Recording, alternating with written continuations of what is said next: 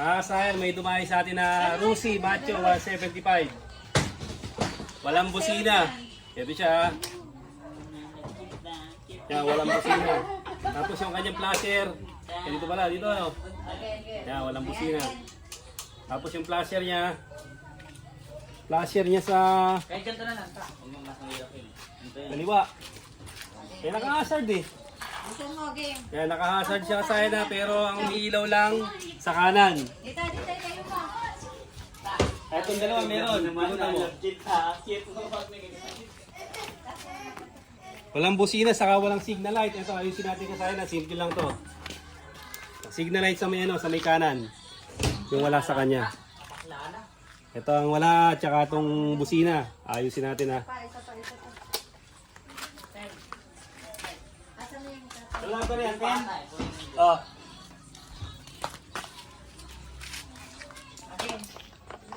Paano mo yung ano natin, artista natin?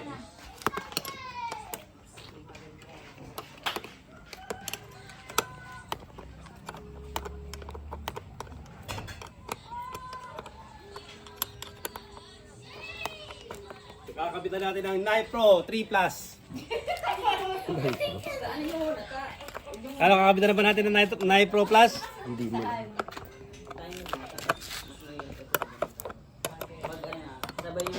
Habang binabaklas, mag-check tayo ng busina. Ito siya. Mamaya, sige, pabaklas muna natin para mas kitang-kita. Yan, ito yung busina niya. Simple lang to kasayan, tsaka yung signal light. Wala yung signal light sa kaliwa. Sa kanan meron. Gumagana pa ba yung starter? Gumagana. Pag gumagana yung starter, ibig sabihin malakas ang battery.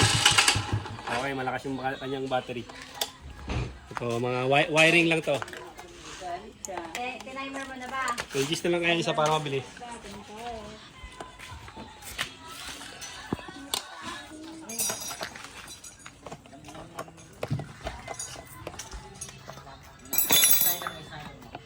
Kailan pa ito nawala ng busina? Ilang araw na? Kilala ko yan. Okay na. Tapos, okay, hugot na natin. Ito yung busina niya ha. Punta ka agad tayo sa busina para malaman natin kung may supply. Body ground. Tapos, pakibuksan mga ano natin battery. Okay, may supply yung ano natin. Oh, may supply yung ating ano. Tapos ito. Baka maluwag lang tong ano. Baka maluwag lang yung socket niya.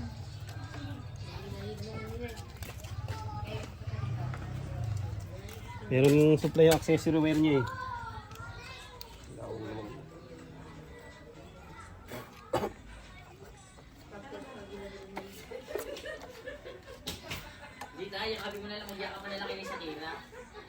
O baka naman na-fuse, hindi may fuse para may tubig.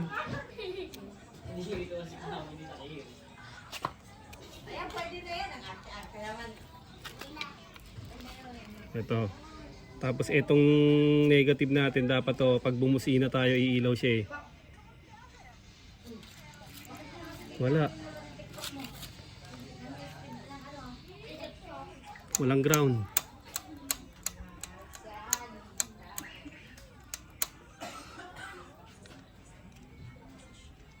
Yan kung tawag mo sa Sunny Boy. Wala siyang ground. Testing natin lagyan siya ng ground.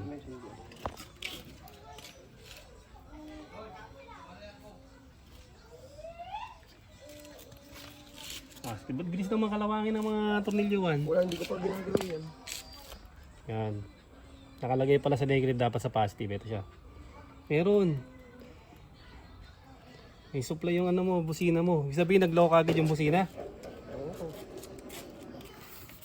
Alay lang malaman yan. Kukuha lang kagad tayo ng ano dyan.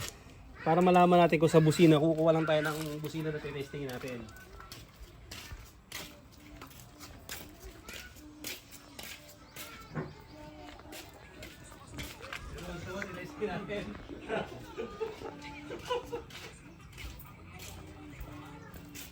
Testingin na kagad natin yung malaki, no? Para malaman kagad natin kung may busina ba siya. Testingin kagad natin ha, positive. Ito yung positive kulay black.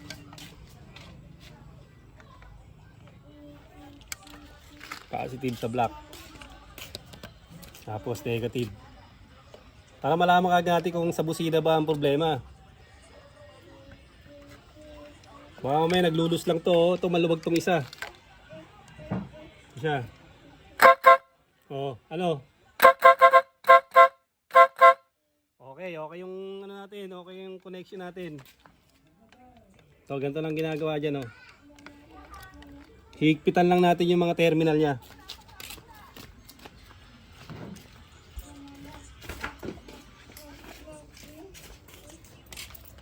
Isang busi, ito ang wala, no?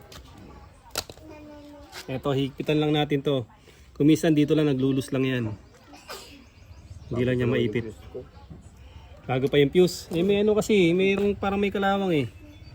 Dapat kasi yung fuse niya, yung fuse box eh. Hindi yung ganyang mga ano eh. Tapos tutusok ang uli natin siya. Kailangan kasi mahigpit. Parehas mahigpit yung ano niya. Siguraduhin na rin natin tong isa para ano, higpitan na rin natin siya. Kasi ito nare-repair din naman ang busina pang di siya tumunog. Mare-repair naman natin yan kasi ma-adjust pa naman yan. Oh, wala. Ito tatanggalin to. Tatanggalin natin yung busina. I-repair natin. Ito yung tornilyo ano. In-adjust mo na ba to? Tingnan mo kayang pihitin dyan. Kayang pihitin. Open. Ito yung adjustan niya.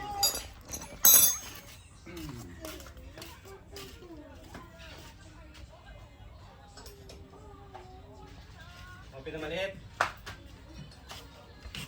Tingnan natin yung kayang adjust, ano ha, pihitin na. Ito ang adjustan niya ng busina. Ayun, gumiikot naman eh.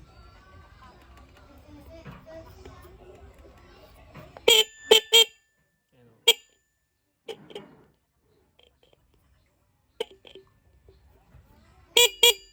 Okay, tapos taka natin ito higpitan. Higpitan mo lang ang long nose natin, no, plies.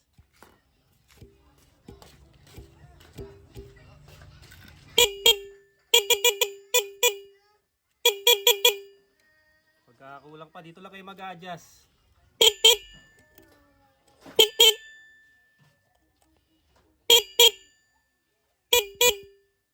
Ito, mas maganda yata yun ah. Ano, mas maganda yata yung ganyan ano. Nandito, ayun oh. Okay na to, yung ganyan tunog. O, kulang pa. Ganyan na. Ayun, higpitan mo yung tornilyo. Tutukan mo yung tornilyo, higpitan niya ah. Walang po ito po Yan. Ito. Yung pag may nakita po kayong ganyan, pag wala po kayong busina, pumunta lang po kayo dito. Yan.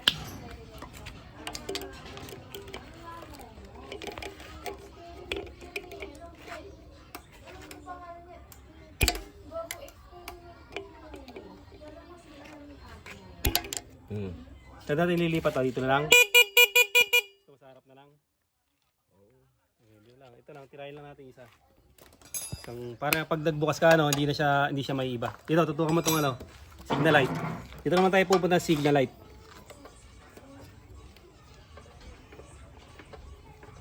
Eh wala, okay na pala eh. Okay, tapos mamaya wala na naman. Okay, mawawala na naman siya. O, di kailangan natin buksan to, ito. Dalawang tornilyo to ha, Philip. O, wala na naman kagad oh. Pag ginalaw siya magkakaroon. Di pagpag nga. Ayos pala eh, di pagpag eh. Ibig sabihin, loose lang yan. Yung suksukan yan, maano lang siya. Malabo lang.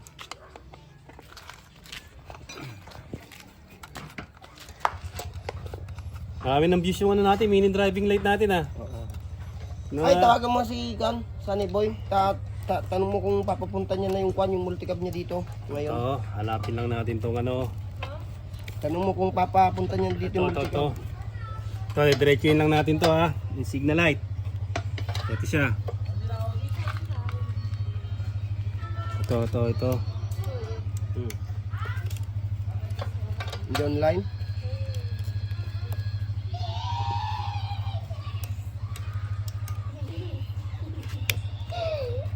Ito. Kupyong, diretsuin mo nga to. Para susunod, alam mo na kung paano siya iayos. Oh. Diretsuin mo yan ha. May socket yan na ano. Sa Yan. kaliwa, orange ano yan. Dito yan mapupunta. Sana? Ito. Diretso mo na ba? Ito yun. Oh, lang. Baka naipit eh. Ito, hilahin mo to, hilahin mo. Paano pa loob, palabas? Hindi, lalabas natin to para ma-check natin yung ano niya. Parang sa busina lang yan, ito. Dito tumututukan sa loob. May ano ba, may flash yan? Ito. Ito, para makita nila yung gagalawin natin. Baka hindi makita eh. Ito. Lain ko ha. Baka hindi makita.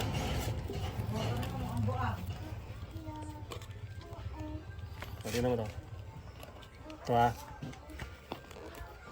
Sayang, babalikan namin kayo. Lalagyan lang ng flash yung yung camera. Itong hawakan ko, ilahin mo. Ito. Ayun eh. Ayun. Oh, ayun. Hindi lang makita ka sayang kasi walang flash. Yan ha. Ang kulay ng kaliwa, orange yan, tsaka green.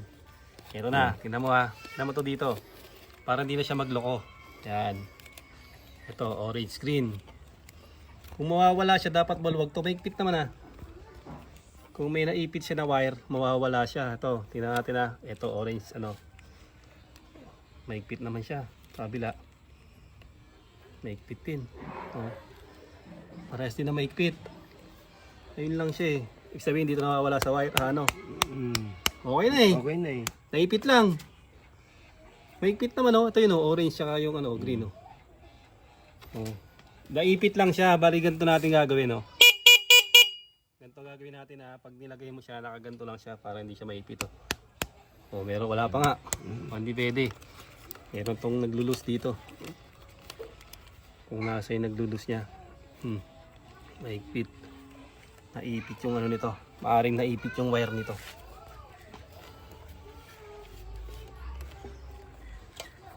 Dito tayo pupunta sa harapan. Higpitan natin yung pinakasuksukan. Yung suksukan ng bulb. Tingnan natin yung suksukan ng bulb.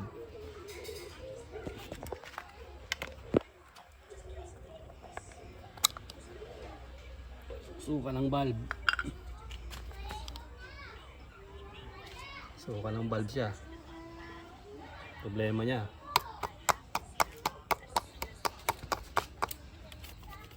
Oh, wala.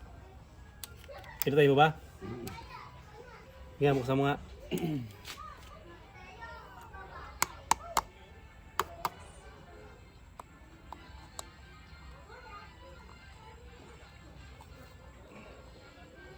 Minsan kasi hindi lang siya mahigpit eh.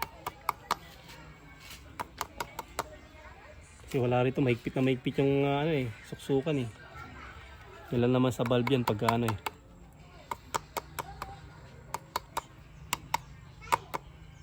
Tumakan ka sa malalaking lubak ha. Yung paparampahin mo siya para doon natin malalaman kung saan yung diferensya. Kung mawawalan pa siya.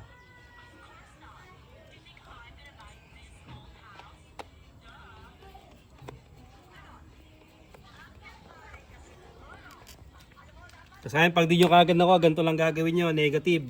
Tapos signal light, kailangan ilaw yung orange natin. Naka-signal ba tayo dyan? Nalagay natin sa negative, dapat iilaw yung ating signal light. Yan siya. Tapos pagka nilagay natin sa positive to, kailangan may negative yung kulay green, yung isang ng ating signal light. Para makasigurado tayo na buo yung ginagawa natin. Ayun siya. Pag sa signal light, ang hanapin natin, body ground, kailangan magbi-blink din siya. Magbi-blink din yun natin sa may signal light.